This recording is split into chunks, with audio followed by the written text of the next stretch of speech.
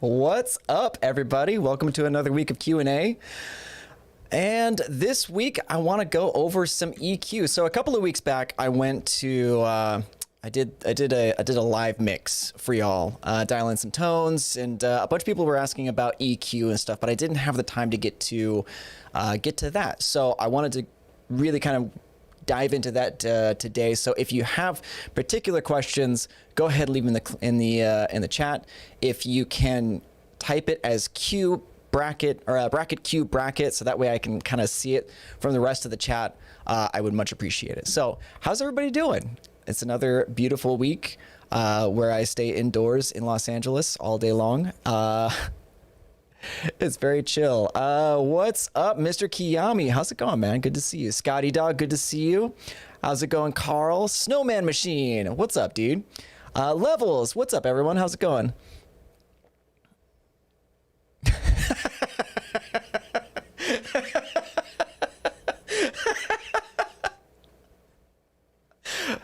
Oh, you got me with that one. Okay, so I love a good dad joke. So Level says, "Hey Steven, did you hear about the hungry clock? It went back 4 seconds." My wife can attest to how much I love dad jokes. The more somebody rolls their eyes at them, the better. In my sense, I really only crave disappointment when I give a good dad joke. So I appreciate it. Sandeep, what's up, dude? How's it going? So, yeah,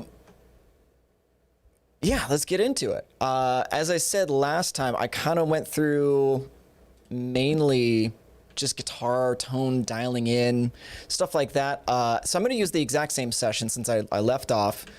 May kind of mess with the levels as I go and kind of address certain other questions that y'all had. But I really kind of wanted to dive deep into EQing, whether in the plugin or after the plugin. You know, kind of just talking about different workflows and stuff like that. And what, yeah, if you guys have questions, I got some answers. Just let me know. Cool. So let's just go ahead and hop into the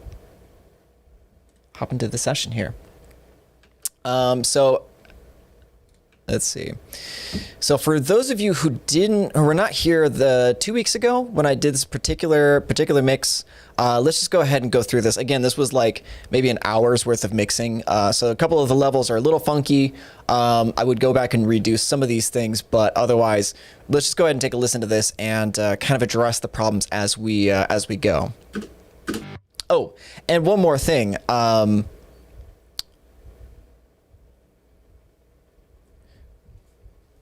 Okay, Sandeep says EQ for live using the app to the IF to mixer. All right. So you're talking about EQing interface. Oh, using the app to the interface to the mixer. That's an interesting setup. So you're saying you're using probably the standalone, I'm guessing, to the interface to the mixer? Or you're using the interface with the standalone mode. Okay, standalone. Out of the interface to the mixer?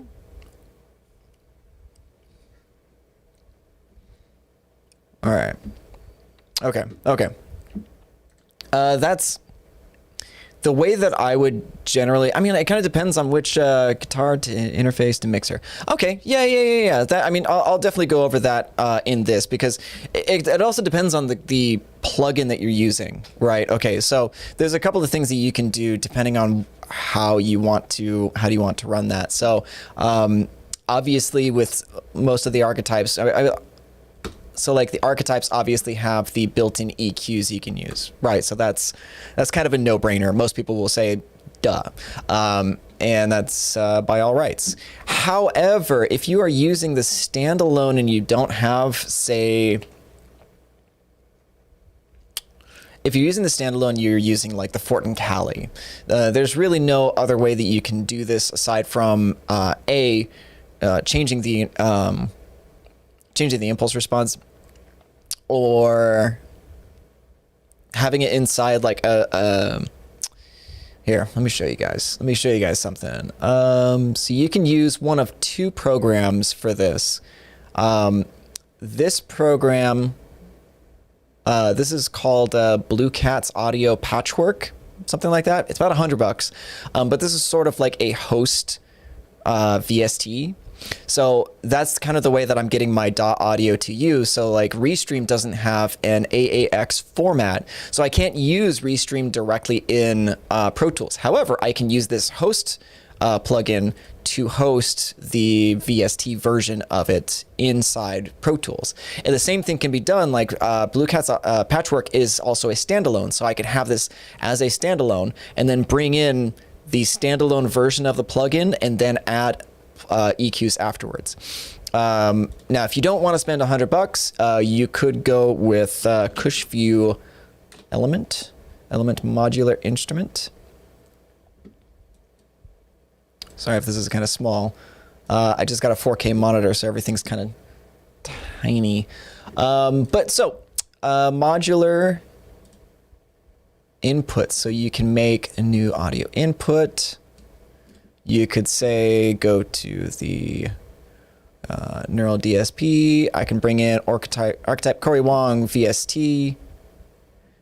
Now this one is free, so this is a free solution.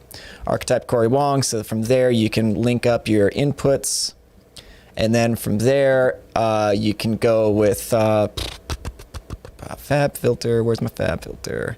I can Pro Q3. From there, go there.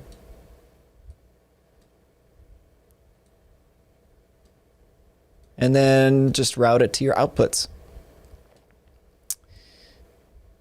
So that would be a way to do it, is use sort of a host VST to create your signal chain. Unless you have like, perfect.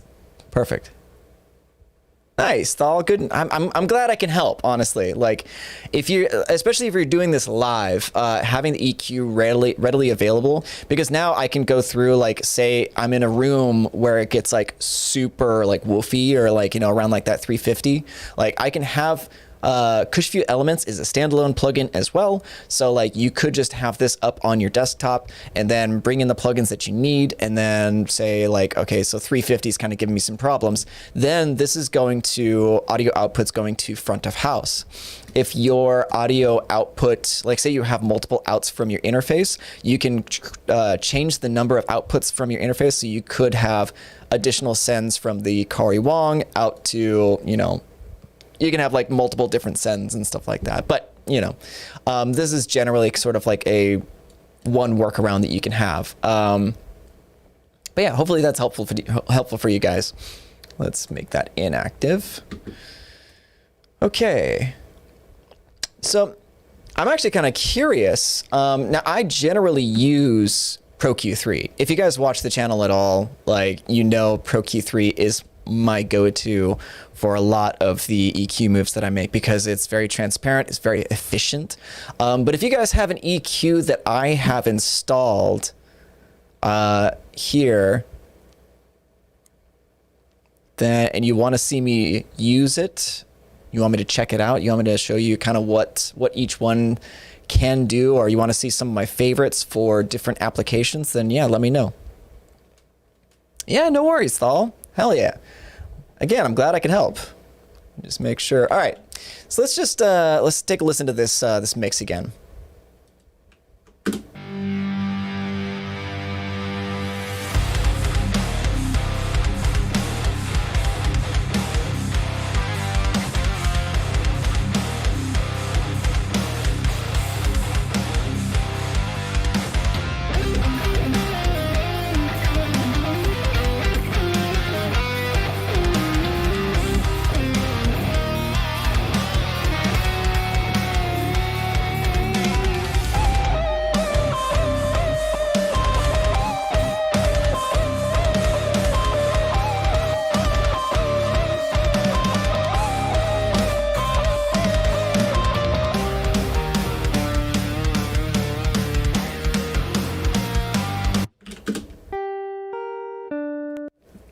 All right, so this one I didn't get to last time. So why don't we just, let's go with the Abasi. So mono to stereo. So this is going to be one of those, like, I want to get it, I want to use this blend knob.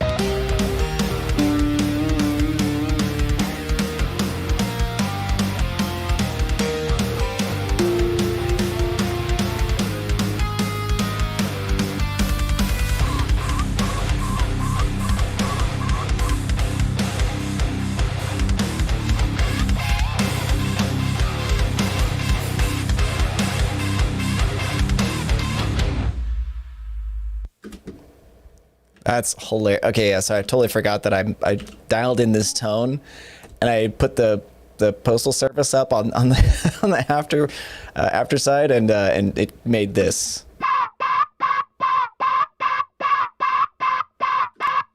You got some metal duck going on. All right.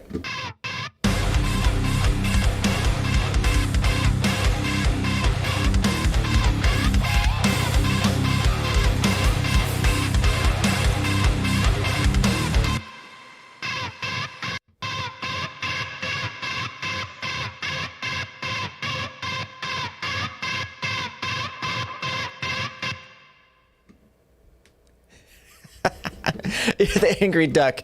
You listened to my metal duck advice. Yeah, dude. Yeah, this is sick. So this was the guitar player for Vitalism and Odeon. This is actually sort of like a demo piece that he wrote. You can tell. I think he used. I'm pretty sure he used GDD for the drum kit. Sounds very much like GGD. And then I believe this is Eurobase 2 for the bass.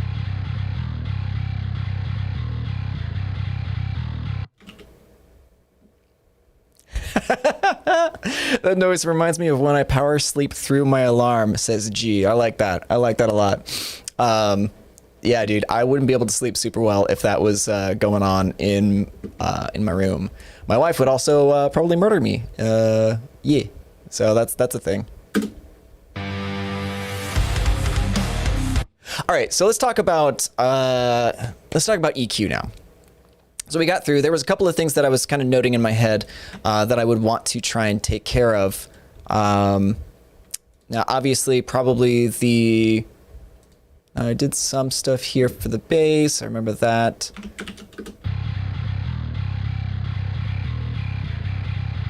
Crickets, love it. Let's look at the guitar rhythms. Okay, so something that I see a lot of people trying to kind of like parse out is the top down versus bottom up, I guess, way of mixing. I tend to be more so inclined towards bottom up mixing than top down, unless I have things routed in a certain way where I know what my EQ move is going to do to everything that is upstream of my bus. So like the way that I have this routed, I have these rhythm aux. What do we have? All right, so rhythm and lead guitar, or rhythm left and right. These main rhythms are going to bus 5 and 6, which is this here. And then this and my other 3 guitars are going to guitar rhythm folder 3. Now, anything that I put on this specific bus is going to affect all of these guitars at the same time, right? So that could be good, that could be bad. It depends on what you're trying to get. Now, if you notice, I do use Archetype Pliny and the Omega Ampworks Granifiers on these guitars. So they're gonna have different characteristics between the two of them. So like let's listen to each guitar in turn and see what they sound like soloed out.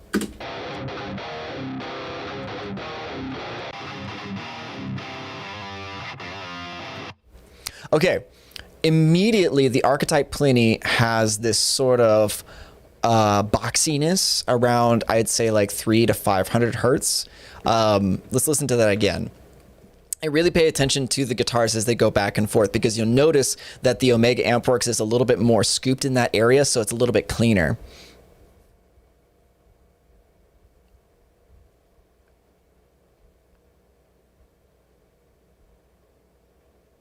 Okay, that's a good question. So Levels mentioned top-down during the last stream, did so mainly to get a sense of how you tend to approach mastering if you want to release a song start to finish, especially if you've got tons of layers. That's a really great question.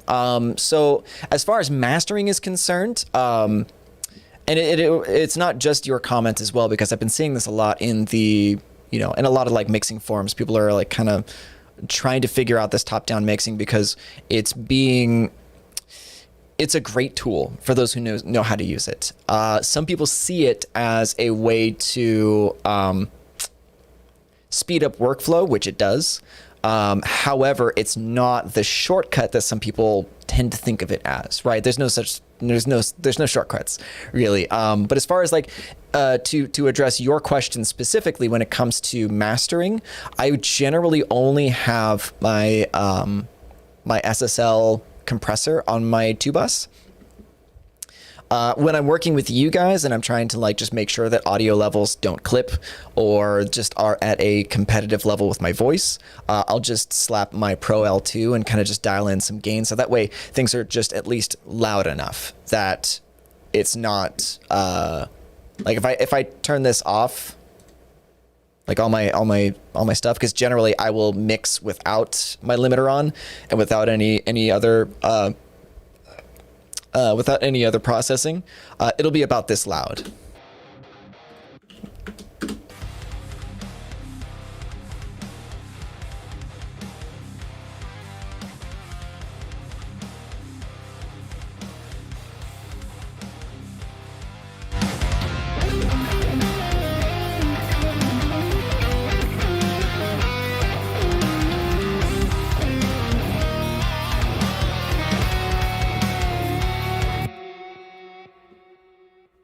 So generally it's going to be about that loud when I'm not mixing, and then I'll turn on my limiter. Obviously I'll back down the volume, but when I'm mixing just by myself, when I'm working on a track or something like that, I don't do a whole lot of top-down mixing. I know there's certain things that I will do or have in place as tools to kind of like speed up my workflow. As I mentioned, like I'm a firm believer in templates. I'm a firm believer in having like plugins at the ready. So like this Pro Q3 just kind of lives on my instrument bus with a high pass around 40 hertz. That's only just to clean up kind of the low rumble, just to make sure that like sub area isn't messing with my compressor.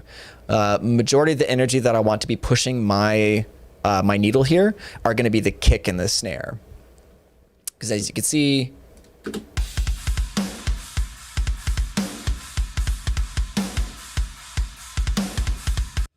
now normally I want it pushing a little hard, so I can pull the threshold down a tiny bit, and kind of we'll see how that affects the sound.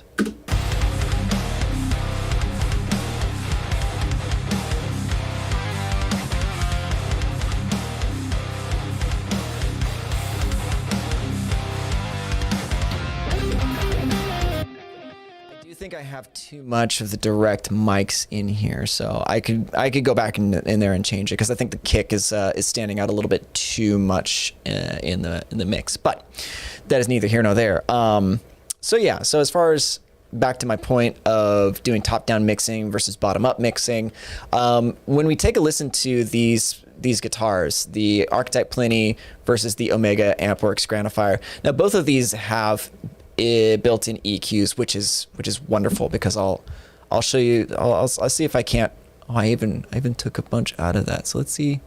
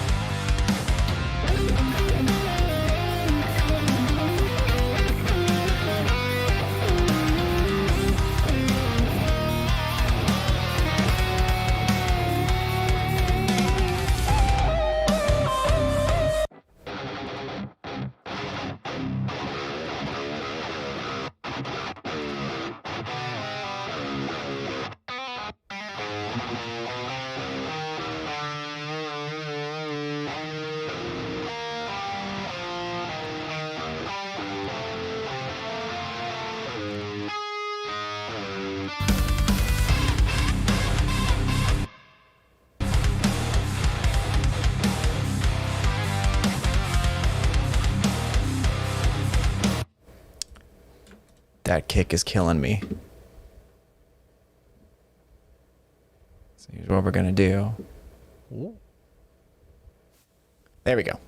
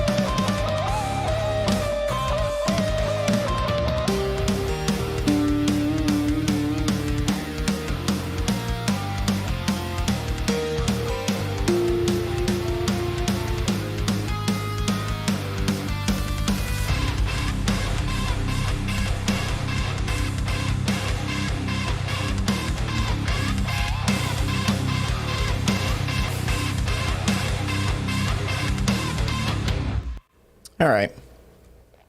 That's that. Okay, so,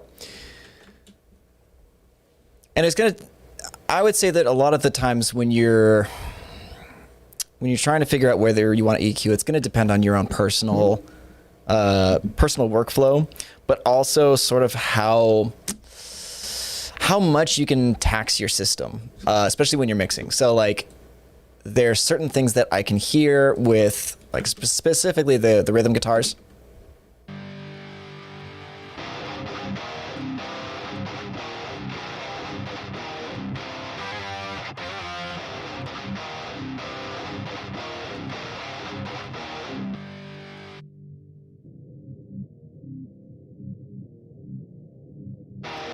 specifically around 150, 350 hertz. This is going to be sort of where those that low end energy is going to live when you palm mute the guitar, especially.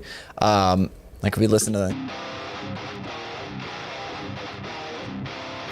like you can hear da da da da da da da da when he hits those notes here.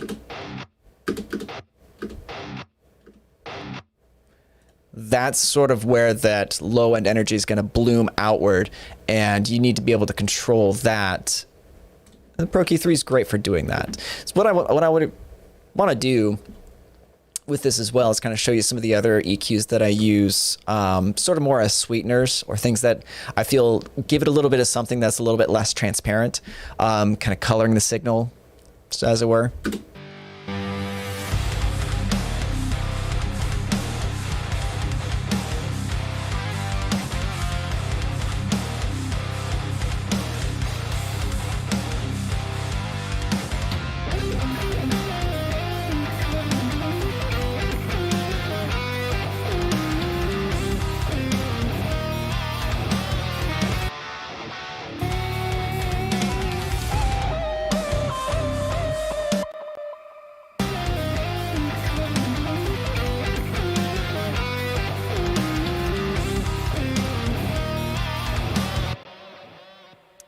So you can hear with just the dip on 154 hertz. I'm going to make another one around 352 as well. Okay,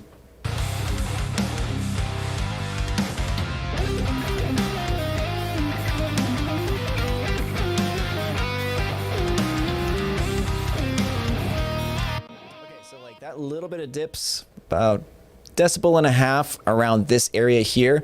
I don't know if you guys could hear sort of that opening of space for the lead guitars, specifically like this. I really love this lead. It sounds fantastic. It's really, really well played. But I'll go ahead and flip this on and off. You can hear that with the rhythm guitar still kind of having that area, it sort of chokes out the lead DI or the lead tracks.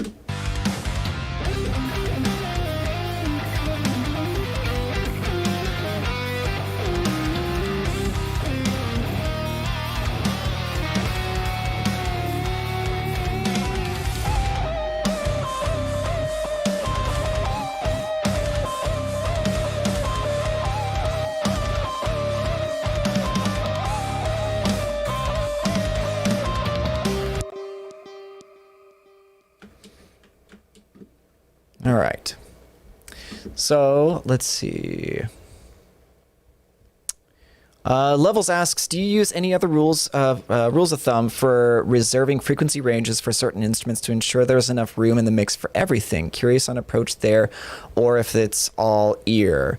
I would definitely say that your ear is going to be the most trusted tool in your arsenal. However, there are going to be certain areas that just sort of are. Like, I don't know if you guys have ever seen like frequency cheat sheets. While they're not exactly like hard and fast rules, they're not wrong either. I would say that they're like, you know, when you're looking at like a frequency spectrum analyzer, like, you know, you have the Pro Q3, like certain areas are going to have characteristics that are universal to everybody. So like, you have like the subs, or you have the lows, you have the subs, you have the low mids, high mids, highs, and upper, you know, like you have this area, and every single one of these things has like a specific sort of like sound to them. Like when I say like it sounds boxy, that's usually around like 300 to 500 hertz. It sounds muddy, it sounds yeah, like those sorts of adjectives generally describe a certain frequency range. The best way to really get to know those frequencies is to take an EQ somewhat like this, or maybe you can even use EQ, let's see, really anything that has a moderately small Q. Let's take the Shep's Omni channel. So this is going to be based off of more like a you know, a knob EQ. Sometimes it kind of benefits you to not be able to see the spectrum analyzer, because then you can just use your ears and figure out what is the problem. So let's take like this mid band specifically. I can boost the midband up and then sweep the frequencies around between 20 hertz and 20,000 hertz. And I can just listen to how this boost in EQ either helps or hinders the sound. This is actually a really great way of like hunting and pecking for frequencies that you're not digging, right? So like, say I didn't do this move with the Pro Q3, like I have, you know, like I said, 150 to 352 hertz, general small dip around that area. If I wanted to do that same move in here and not be able to visualize where it's at, what I would do is I would take this tone knob, because this specific shape is a little bit more broad Q. If I'm looking for like a specific treble frequency, I can use this, and it's more like a small Q. Or I can just change the Q however I want. Let's see. I wonder if there's a way to make this larger. I don't know how this looks on you guys' screen. But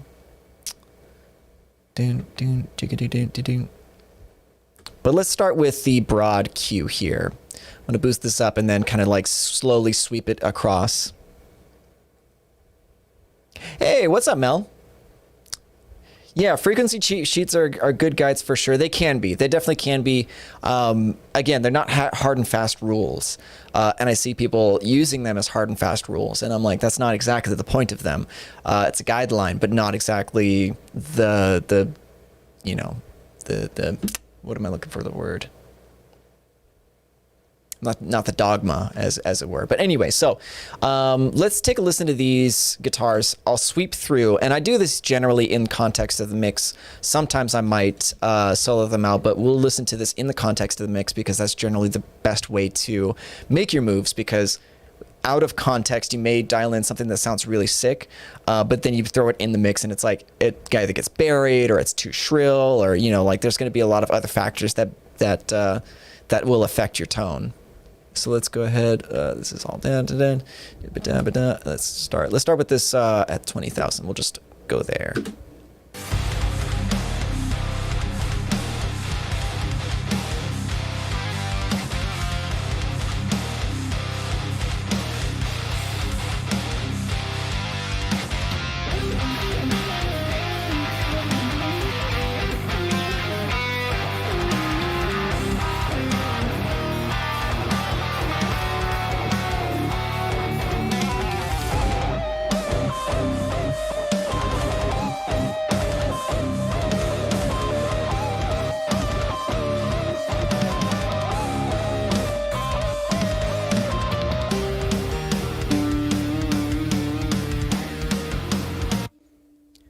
So there's gonna be, hey, what's up, Fortin Amps? How's it going, dude? Yeah, Ramon says Protest the Hero vibes are nice here. Definitely. Guitar player for the Odeon and Vitalism. They're pretty dope. Gotta definitely check them out.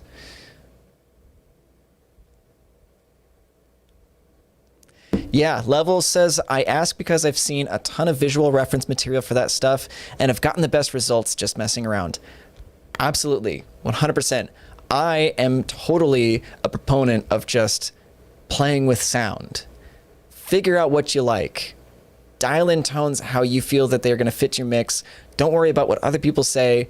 I mean, obviously keep an open ear for critiques from other people who are more experienced. But, you know, when it comes to people saying like, oh, you should do this and you should do that, it's like, yeah, okay, well, I'll try that. But like, just mess around on your own. Have fun with it and do a lot of experimentation. A lot of my time is just spent just tweaking with knobs and dials and trying to figure out like some new or interesting way to dial in sound.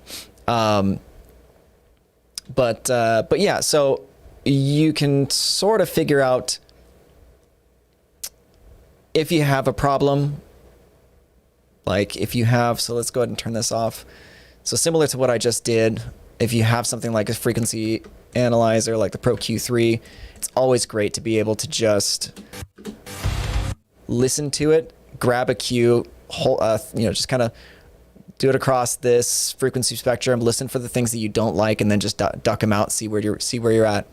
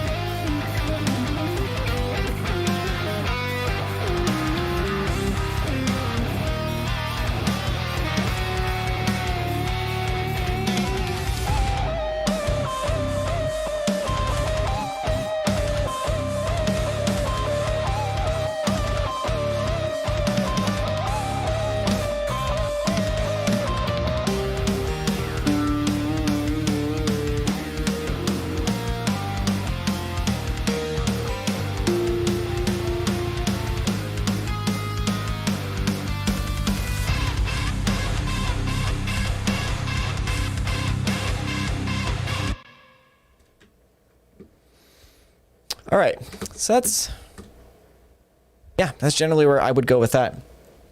So that's sort of like more of a top-down approach. When you're talking about the tones within the plugins, we can also, you know what, I wonder if I could do this.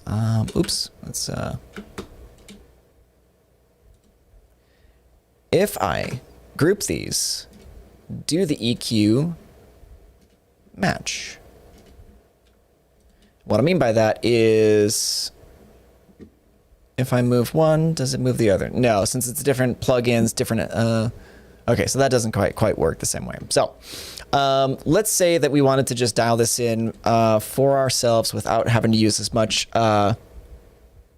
EQ. Thal says, my goal is to try an EQ close as possible to Vildhjarta's tone using the Nameless and Reaper's re-EQ. Just got me the Nameless, Sweet, and Parallax. Nice. Let's see, Vildhjarta. God, it's been so long since I've listened to Vildhjarta. I would definitely say Nameless is the way to go because I think Buster Oldholm, who's a neural artist, used the Nameless on that mix just recently. It was either for the Vildhjarta or it was for Humanity's Last Breath. I don't quite remember.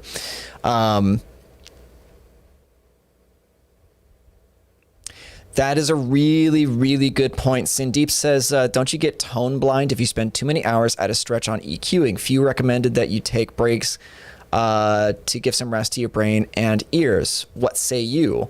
I say yes.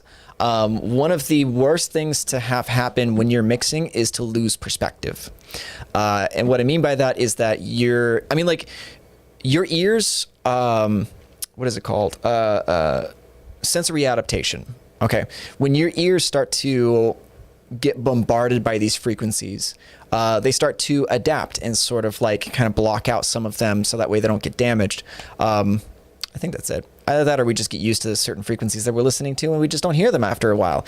Either way, and it's like a very, very quick sort of thing too. It happens, I believe, within the first 15 to 20 seconds you start listening to something. So if you are one of these people who just tweaks on a guitar tone forever, you're not hearing exactly what you're doing anymore. And I could tell you stories about that when first starting working on this. I think the first time I got a 2-Notes Torpedo Live. I was working on a solo album, and I got a 2-Notes Torpedo Live so I could use my Mesa Boogie on my amplifiers. I could use all of our specific guitar tones on the album.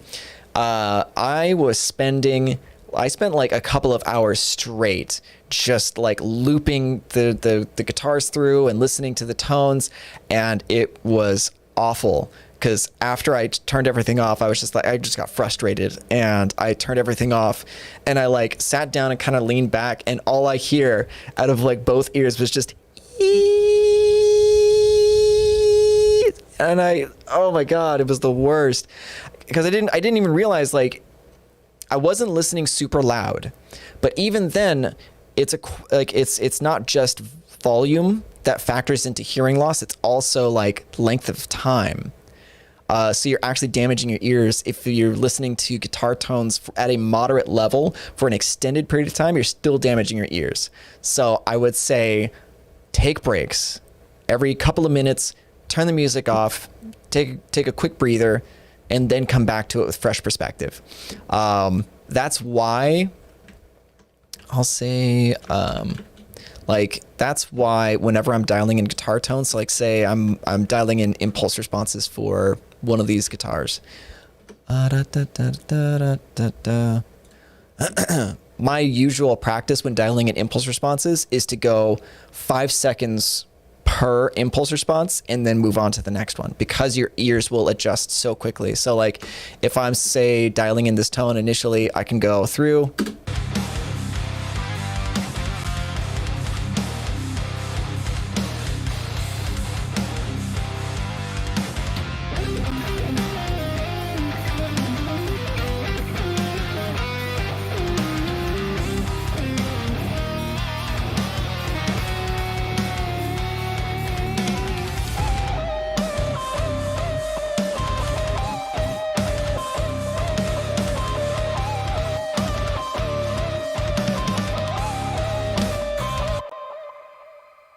And that's normally the amount of time that I'll spend on the impulse response section. Maybe I'll do a few minor tweaks later on, but I try to get everything in the ballpark initially and spending minimal amount of time on it. The more you do what I just did and practice being able to discern the differences of the voicings and the microphones like very quickly, the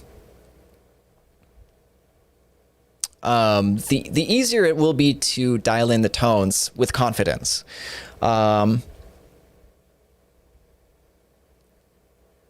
Okay, so Mr. Kiyami says, "Oh, hey, what's up, Lear? How's it going, dude?" He says, "Hey guys, it's been a while. Hope everything is doing well, dude. Things are great, man. I'm gonna be doing a few more of these kind of like personal Q&As a month, 1 or 2 at least, and then just trying to fill out the schedule for some more guest speakers and guest conversations. But otherwise, things are great, dude. How are you?" Mr. Kiami, you talked about ear fatigue. Would you recommend speakers as monitor or headphones as monitors to avoid that? This is going to be up to a lot of like personal workflow as well. I prefer having monitors over headphones. Headphones just don't give you that. They're good, especially if you spend a lot of money to get a nice pair of headphones. You save up as well to get SonarWorks to flatten out the EQ curve of your headphones. They're pretty good. I would say that you get more detail from bigger speakers. Usually between like 5 and 8 inches is my personal, like what I think is pretty much acceptable for most people. Like I have the JBL LSR 308s and those have done very well for me. And I've mixed on headphones and I've done decent mixes on headphones. I'll use headphones for referencing. I'll use headphones for hearing things like in minute detail. But I generally find that headphones don't give me an accurate representation of the music I'm mixing quite as much as JBLs or my monitors do. If you, now this is, again, sort of not the rule, sort of more guidelines. Some people find that they'd mix better in headphones. I believe the Buster does in the HD 660S or something like that. I know that Nolly does. But then again, you look at some of his videos and he's not wearing the headphones. Like some people can mix in headphones. If you are super familiar with them and how they represent audio, great.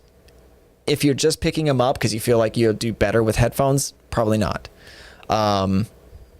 Yeah, if you are mixing in headphones, spend a lot of time listening to reference tracks. You know, like I have like a playlist of tracks that I listen to fairly regularly that I feel give me, like I'm so familiar with the production and the way that those sound on different speakers that if I need to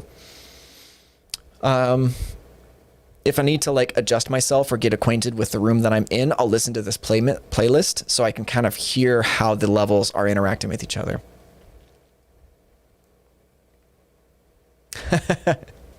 Lear says, good to hear. Yeah, I'm good. Thanks. Just working an earlier shift and struggling to stay awake for the stream. Yeah, man. Working on original music and still chasing that perfect sound that doesn't exist. Dude, I mean, there's always going to be the pursuit. There's always the pursuit. There's always like that thing that you can add to your workflow or to your process that makes things a little bit better, a little bit easier. It's always a struggle to kind of like try and, you know, as long as you know it's not attainable, but you're still journeying to find it, like that's even better.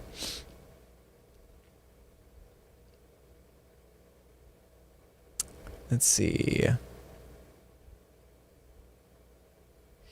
Yeah, so Level says it's possible he has SonarWorks, so it's a bit more transparent of a mix on his specific headphones. Yes. So I use SonarWorks on my headphones. I use it on my monitors as well. So I have that here on my master bus. So I get to listen to my flattened curve, and you guys do not, because you don't need to listen to my monitor EQ. Because like, so check this out. This is wild. I have a minus 12 dB dip around like 90 hertz. Like all of my low end and like bass fundamentals disappear when this is gone. Like it's nasty sounding. And then I have this like 6 dB like sub boost, and like my neighbors just hate me when I don't have this engaged. It's wonderful. So yeah, so then this will even it out. It'll boost the crap out of that 90 hertz, and then it'll dip down that what is it, 40 or 50 hertz or whatever. So that way that's not as bad. But yeah, then also I have like headphones. I have either my Beats profile, or I'll use my AI. What is that? I have no idea how to pronounce this. Like, that's just bad marketing. I love them, but like, man, take the confusion out of your naming schemes. But yeah, so I have like my other studio headphones profile, and these do pretty well too. These are pretty flat. They look like this normally, but yeah. Okay. Yeah, no, I mean, and that is absolutely a factor as well. Lear says, I mix in headphones due to my living arrangement. I often flip between how my mix is doing and another band's mix and compare, but try not to copy it. And absolutely. There's so much you can learn from comparisons between your mix and somebody else's mix. Like, that's one of the best things about doing the Artist Tone series that we've been putting up on the channel, is that I get to compare my mix, you know, 1 for 1, or try to get it 1 for 1 as close as I can to the original's mix. I'm not gonna lie, it's actually like pretty encouraging whenever I get a copyright claim on my cover, because then I'm like, yes, I'm on the right track. Thankfully, that's not my source of monetization, because Neural pays me directly, but like, you know, I, as a YouTuber, I don't have to worry about that as much. But yeah, it's like, it's nice to be able to compare. It's always great to have reference tracks. One of my favorite tracks to reference to is Carnival. Let me see. Carnival. I was just listening to them the other day. Goliath. This song is so dope. I don't know if I could play it on stream, just because I'm sure it probably would copyright and maybe the sound be muted, but I don't know. But that's like one of my favorite tracks to reference to. It's so beefy and the bass in it is so awesome. Anyway, okay, so let's get back to the point of this particular mix. So let's talk more EQs. And why don't I just go ahead and go through a bunch of EQ moves that I would do, and just kind of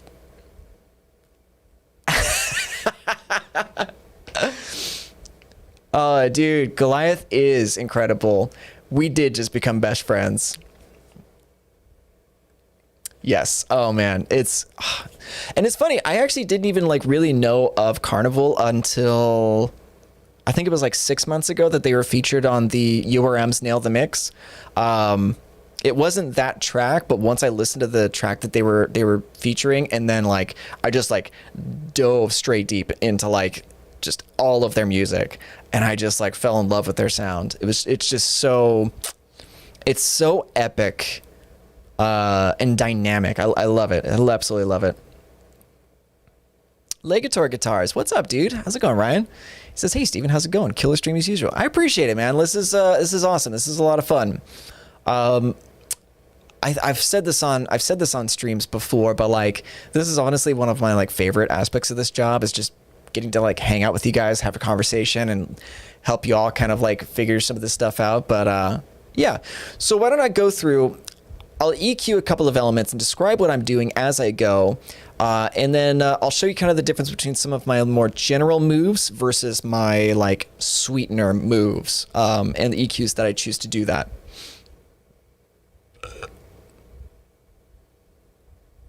Yeah, no worries, man. Dude, Carnival's awesome. I'm sure that you probably would dig him. I said, Leah says, I made a little Nevermore Born cover. A few of my friends thought it sounded good, but it was a bit bass heavy. You know, whatever. As long as it sounds good, as long as you're making good stuff, like that's all that really matters. But yeah, so let's go ahead and go through. I'll just go through and play it from the beginning, and then I'll stop it whenever I hear something that needs to be attended to. So I'm going to turn on my Pro Q3 that I had on the rhythm guitars, and then figure some other stuff out along the way.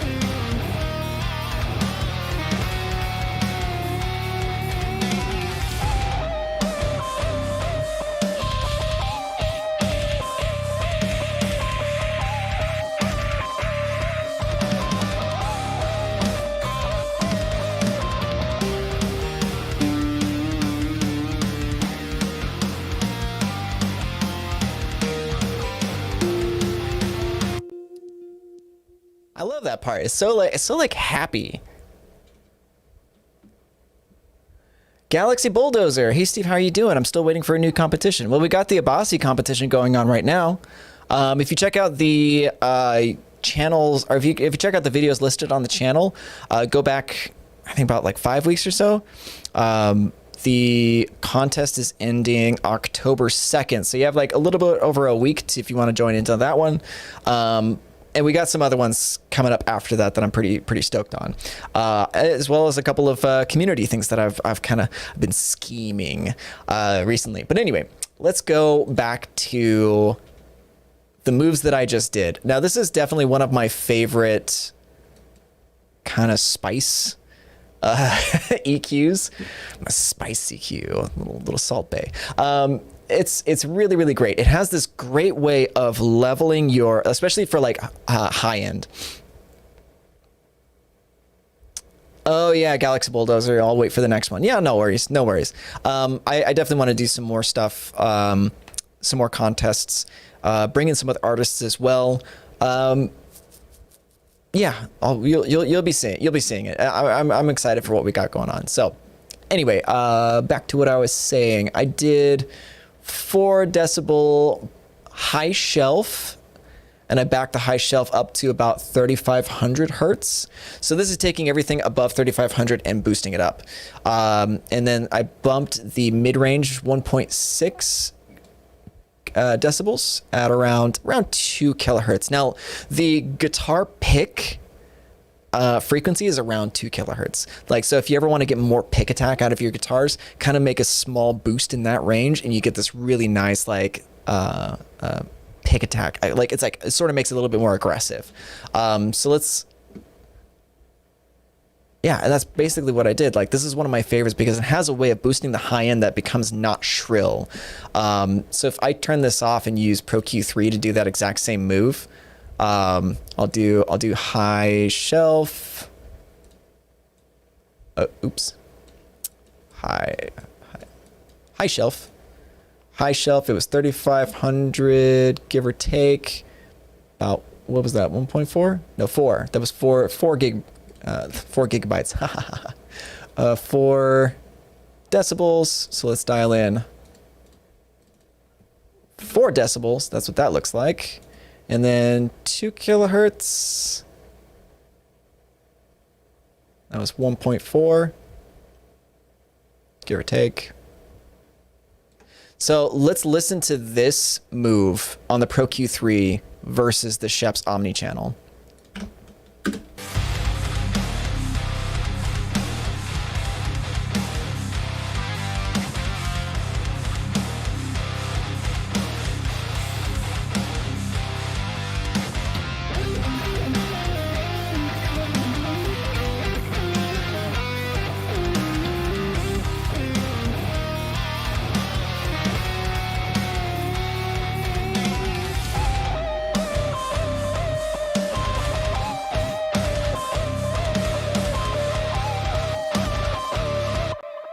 So it gives it, like, there's like a little difference between the two.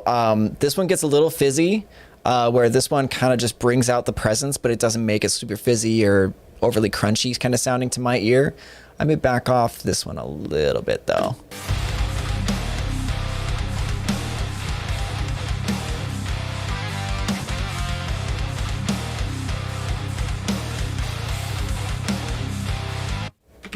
Cool. So let us now move on to lead guitars. There was something in one of the lead guitars that I was listening to. Lead guitars generally is something I will do individually instead of doing top down as well.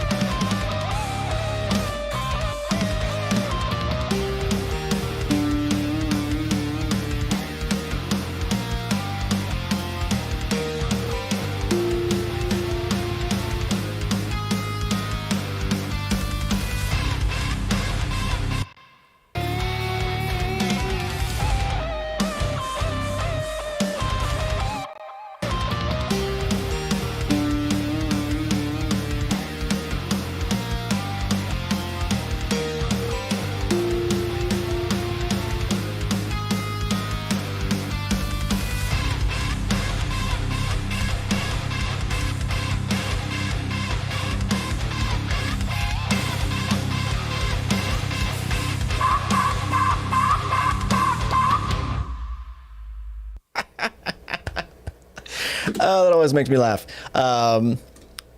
Thanks, man. Yeah. Yeah, Lyra says some subtle changes, but they all count. Absolutely. What might be interesting is, now that I think about it, I wonder how this would function. Let's see. Let's see if I could just improve the mix by EQing only on the buses. Let's say that's all I have. Some stems. Okay. And let's see what, and the reason why I'm thinking of doing this is because you could then turn them all on and off very easily and quickly. Let's put them here. So we'll do Pro Q3 on all of these.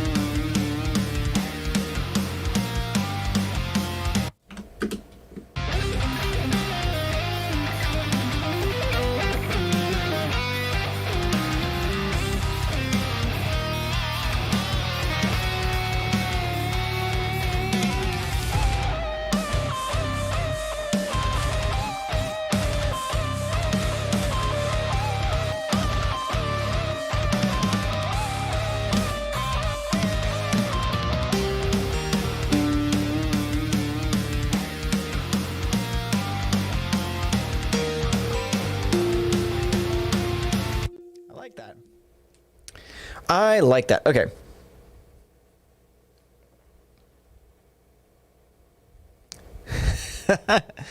Yeah, Lear says, bit off topic. I used a radio preset from Nolly to record my girlfriend's vocals, tweaked a bit, and sounded great. Just need to not overuse it. I feel it, dude. Thanks, Doug. Doug says, cool. Dude, yes. High pass, low pass instantly transform my sound for the better. It's easy to forget how important mids are. I agree. That's where the tone comes from. Like, that's like the personality of your instrument is really there. I see people do like scooping and stuff like that constantly, but one of my favorite things to do is to like boost that, like especially like on my amp sims, boost the mid range and then just EQ it down just a little bit so I get like that added saturation of the mid range, but it's not overwhelming my sound. It's one of my favorite things to do because I feel like mid range is what really will give your song like that sort of like, or that, those guitars, that impact. Doug Doppler says frown face EQ question mark. Sort of. Yeah. Well, because like, you know, this the smiley face EQ is like the meme, right?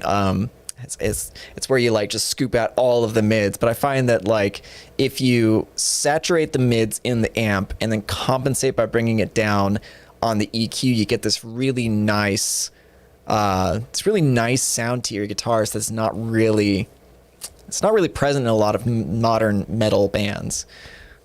Guitars need the mid-range, exactly. Excuse me for that. And Thal says, may I ask what plugin the clean tone is before the breakdown? Sounds incredible, dude. So this one is probably the easiest, actually. The clean tone here is the archetype Abasi. So I went into this one. I slapped it on. Oops, that's clipping, but that's okay. Whatever. I went into the first head. Here, we're gonna bring it up to its visible size. First head, I took the blend knob and I started kind of dialing in a little bit of like the piezo DI sound with kind of like a saturated guitar tone. All right, Levels, have a good one, dude. Good to see you. I really appreciate you coming on the stream and engaging with this, dude. It really means a lot to have people asking questions and hanging out on the stream. So awesome. Have a great dude. Mateo, what would be an example of a great mix on an album to you? So I mentioned earlier, Carnival. So Carnival's Sound Awake album is spectacular. Carnival, I think it was mixed by, oh, good Lord. He was on Nail the Mix. Super nice dude. I'm the worst with names. Fuck me.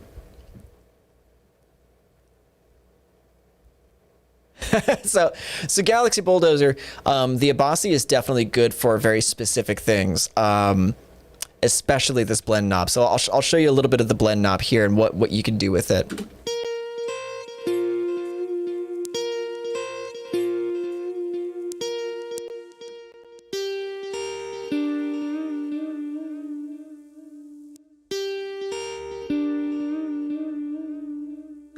So you got like your Pathos pedal, which is your overdrive, Logos, which is your compression.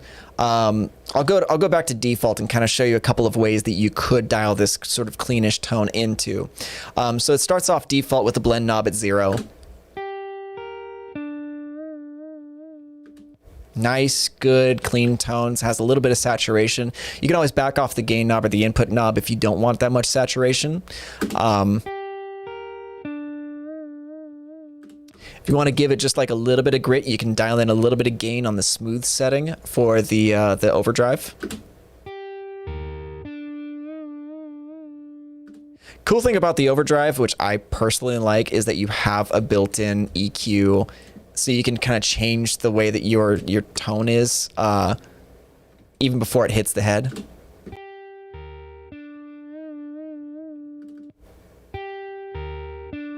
Good compression pedal. So let's say I want to take out like the bass of the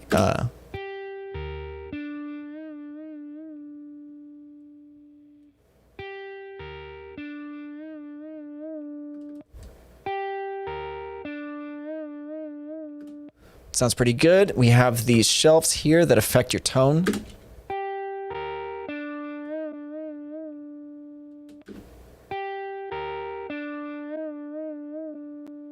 Kind of like that. The gain sounds pretty good as well.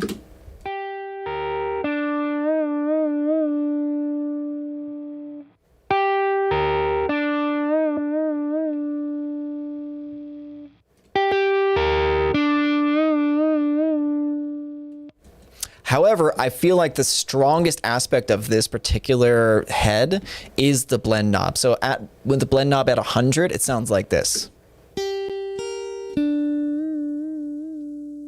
Sort of that crystalline piezo guitar sort of sound that's pretty popular. Like you hear that, I'm sure, like on Periphery, Animals as Leader albums, like a whole lot of these like more progressive metal bands really love this sort of glassy kind of sound. So initially when I started doing this mix, I started doing like a sort of a blend of like a kind of fuzzy sound and the piezo.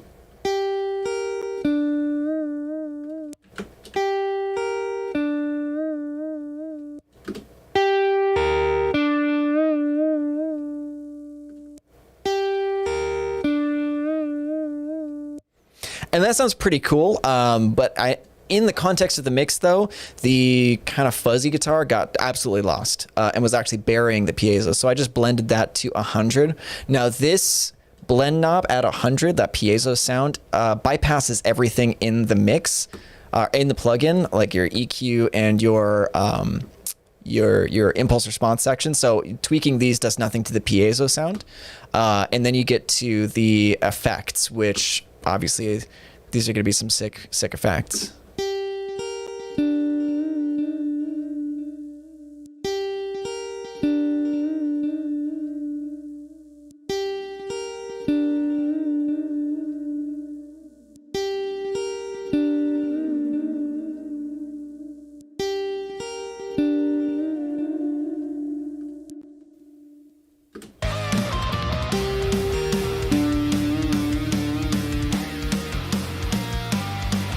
And then I put a little bit of a tilt EQ on it to make it a little bit brighter.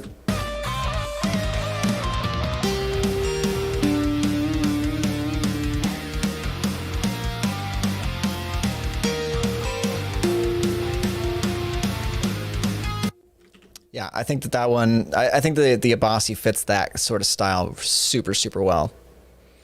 Yeah, great effective clean sound. I agree.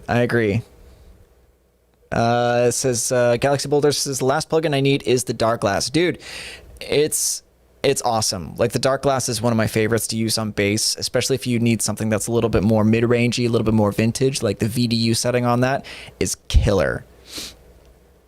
Leah says I could talk about the Dark Glass for days. I have the B7K Ultra pedal. I run that with Parallax. It's a really good pedal. The neural version is identical. Agreed. Yes, absolutely. Forrester Savell, thank you. I appreciate y'all chiming in on that. Forrester mixed the Carnival Sound Awake album. I know I probably rabbit trailed off of that as well, but Forrester mixed that. That one's really, really great. If you listen to Gojira, any of the last like 4 or 5 albums have been spectacularly mixed. Those are some of my favorites.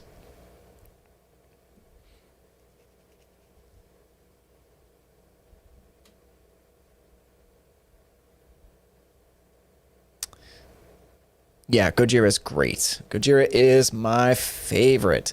Yeah, so the Dark Glass pedal is great for, I mean, obviously bass, but like there's actually some like presets in that to affect. I think there's a preset in there that's for snare. Now I'm curious. Dark Glass. I don't know. We're gonna see some. Let's do some experimentation. I'm kind of curious now. Who was it? No. Snare Fattener.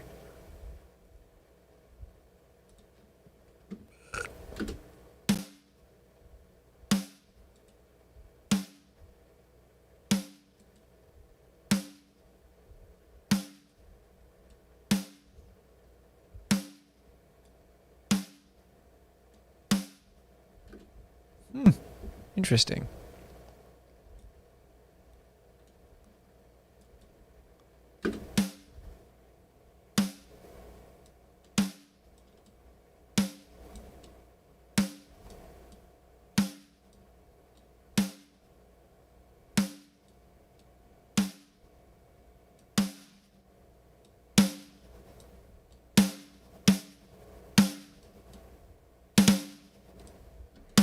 All right. Nice. That gives it a nice, like, kind of bottom end push. It's very, very specific. It's very, very subtle to that, but that's kind of cool. I like that. You know, I didn't listen to Gojira's live performance in Poland. I really want to though. Like they're one of my favorite bands, but I still haven't seen them live. And who knows when I'm gonna see them live at this rate.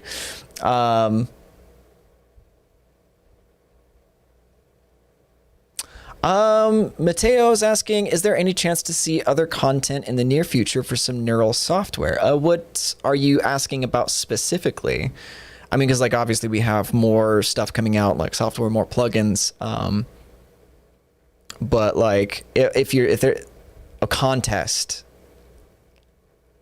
Sorry, the text is a little small, so I read that as content. But contests, yes. Yes, absolutely. Absolutely. What I'm going to do is after this contest is done with Abasi, there's going to be some other stuff that I'm planning on doing, and finding some partnerships and stuff like that with other companies, because I really want to. What I want to do is I want to make these contests a little bit more weighted in favor of you guys, where I have just an abundance of things that I can give you guys for, putting out content and doing good stuff and making good material with what we're doing. So yeah, there's definitely going to be some more contests coming up.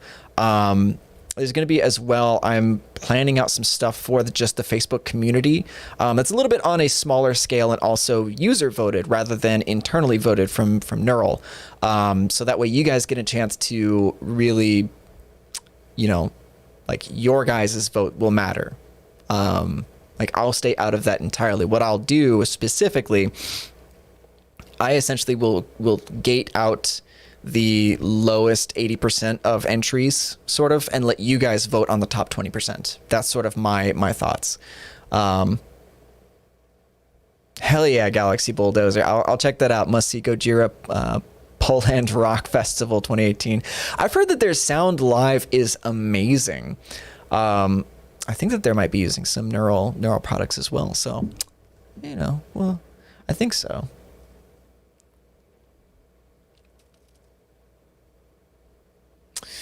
Levels says, hey, I'm back. Forgot to ask if there have been any talks about Neural DSP virtual pedal boards. I think it'd be awesome to do more virtual models of physical pedals.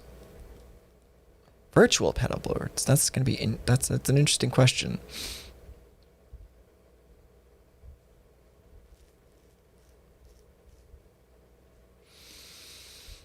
Virtual pedal boards? Not that I'm aware of.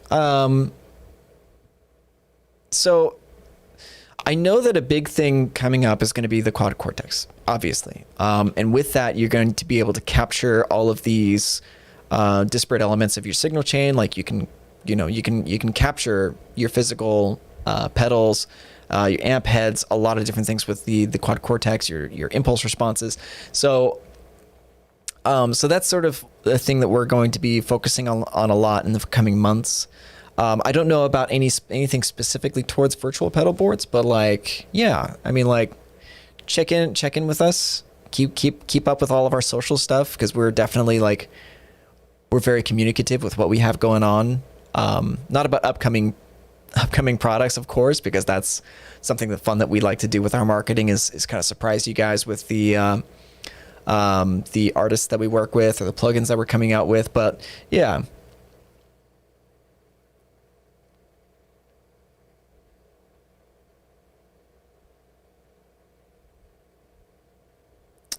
Interesting. Okay, so are you looking at are you thinking like a standalone pedal which you can like modularly mix and match pedals from the lineup or whatever?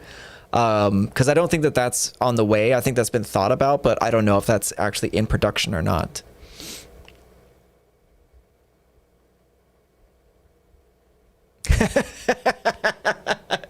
Level says, just trying to trick you into spoilers, man. All good. No, man, I'm a Fort Knox up in here. You ain't getting nothing out of me. I like my job too much to ruin that with spoiling shit. Yeah, no, like that's we like, I enjoy it as much as anybody. Because I love seeing your guys' surprise at the products that we do. It's a lot of fun for me. Galaxy Bulldozer, when will the Quad Cortex be buyable? I think that it's going to be December or January. I don't know 100%, but I know that the first wave got pushed back to November, so you can expect that it will be buyable shortly afterwards. But I'm not sure of the exact date off the top of my head. I might as well go back to my face cam. So if we're just chatting. But yeah, so it's 2:24. I went a little over time today, but I had fun. Let's go ahead and put in for last questions, and we'll start kind of winding down the day. Galaxy Bulldoze, I'll start saving some money for that. Yeah, dude, it's going to be well worth it. having gotten to play it at the NAMM show, like oh my God, like I worked with it for like 5 days straight. I cannot wait to see your guys' reactions, videos, content that you make out of it. Like, cause I'm a pretty like, I like experimenting with things. I'm a tinkerer. I like coming up with weird and interesting like signal flows and sounds, and like being able to try and like use this sort of stuff outside of the box. But you guys take it a step further, and I'm like always sort of in awe of what you guys come up with. So I'm really excited to see what y'all come up with. Yeah. So that's coming up. Let's see. Next week, I got a guest. He's Nick Pallotta from the Unstoppable Recording Machine. I think the week following that is Buster Odelholm, who's the guitar player for Humanity's Last Breath. He's a mix engineer, which I'm really, really stoked on.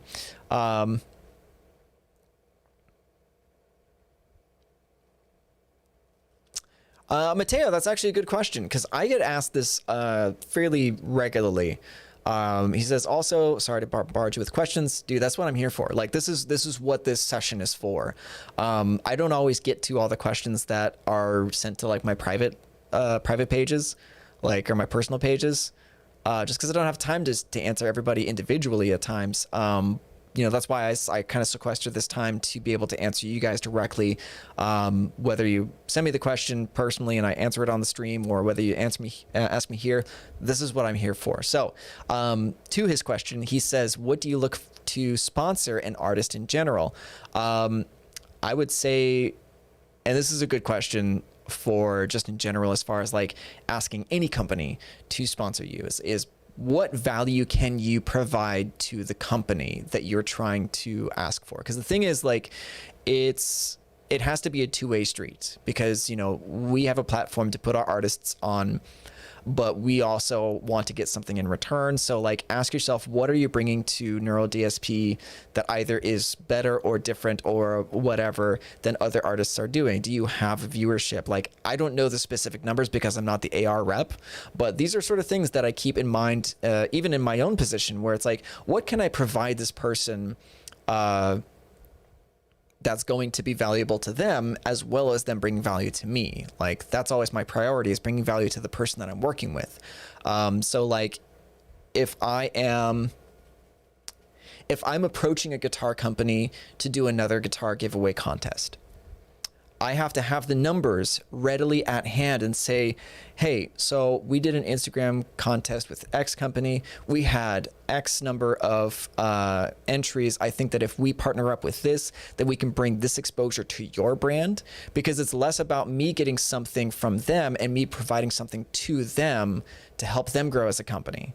It'll also, by proxy, help us grow, but that's not my priority. So when you're talking about sponsorships and stuff like that, I mean, obviously you always have to hit up the AR person, the artist rep, but think about what value can you provide people, and not the other way around, if that makes sense. So Jimmy says, are there specific programming languages someone has to know to work for Neural DSP? I don't know. If you go to the Neural DSP website, we have a tab called Careers, and you can send your application through to one of those for one of those positions. Let me see what we have up right now currently. NeuralDSP.com. Careers.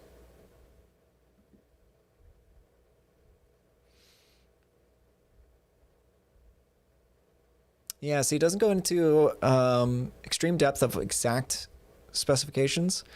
I'll just pull this up so you guys can see what I'm looking at. So Neural DSP is developing technology to advance the state of the art. We are searching for remarkably talented engineers, creative and driven about making amazing products that work by finding and solving complex technical solutions. I would say just apply. Like, if you have a specific skill set, just apply. If they get back to you saying like, hey, this is what we're actually looking for, then now you know. And follow up with them 6 months, a year down the road or whatever, like whatever you're feeling like you need to follow up with them about. But like, yeah, take the time and figure out what they need. It doesn't hurt to just ask them as well. Email careers@neuraldsp.com and just figure it out. Chris, what's up, dude? He says, hey, Steve, hope you're doing great, man. I'm fantastic. We're hanging out, kind of winding things down a little bit, but yeah. Yeah, no worries. Yeah, Thal says, thank you for your time and answering my question, man. And OMG, Buster. Yeah, dude. I've been emailing him, and we're tentatively scheduled for the 7th of October. So I'm really excited for that.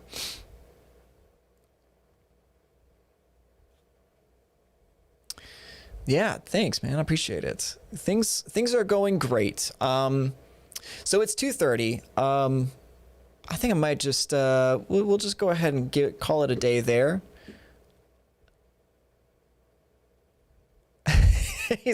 Galaxy Bulldozer says I'm a mechanical engineer and a bad guitar player, dude. Yeah, I understand. I feel like I'm like standing still whenever I'm in the room with the neural guys. As far as like just like sheer depth of knowledge and guitar playing in general, it's intimidating at some points, but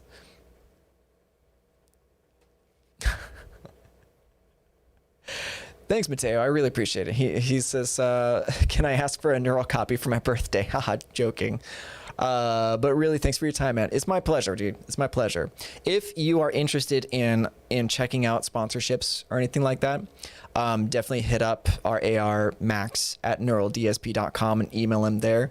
But yeah, so that's generally going to be the route you're going to want to go. But yeah, thank you all so much for hanging out. Oh, I thought I saw a question I should answer, but no. Yeah, thanks for everything so much. Lear says, with future contests, would it be okay to just send a... Oh, okay, yeah, I saw this question, but I forgot to get back to it. Okay, so is it okay just to send an audio file, as I don't have the equipment to video myself playing and have the same mix at the same time? I hope that makes sense. That totally makes sense. Mix doesn't matter. Generally speaking, when it comes to like a lot of the contests, it's about composition, it's about phrasing, it's about, just how you write or play or feel on the guitar. So I wouldn't worry about the mix. If you just send in a phone, oh yeah, no worries. If I miss a question, don't feel free to repeat it in the chat if I don't get to it, because then I might see it later on. Yeah, that's fine. In which band would you play if you had the free choice? Ooh, man, that's a good question. I don't know. Maybe Carnival or Gojira, because I feel like they would be rockin' bands to play in and wouldn't tax me so hard on the guitar playing front. Gosh, yeah, no, I don't think I have a really good question or a good answer for that. Yeah, no worries. So yeah, so Lear, back to your question. Take the video camera, just point it at yourself. The audio doesn't matter, as long as your playing is good and your phrasing, your technique, your vibrato, everything like that is good. Like, that's what I look for personally. I don't care about the mix quality. If it is specifically a mix oriented contest, then it's going to be audio only, I imagine. So I wouldn't worry about it. Awesome. Let's go ahead and call it there. I got some stuff I need to get to as far as Friday's video is concerned. So thank you all so much for hanging out. I really appreciate you guys sticking through the entire live stream with me. This is one of my favorite aspects of this job. So I appreciate you hanging out. And as always, I'll see you in the next video.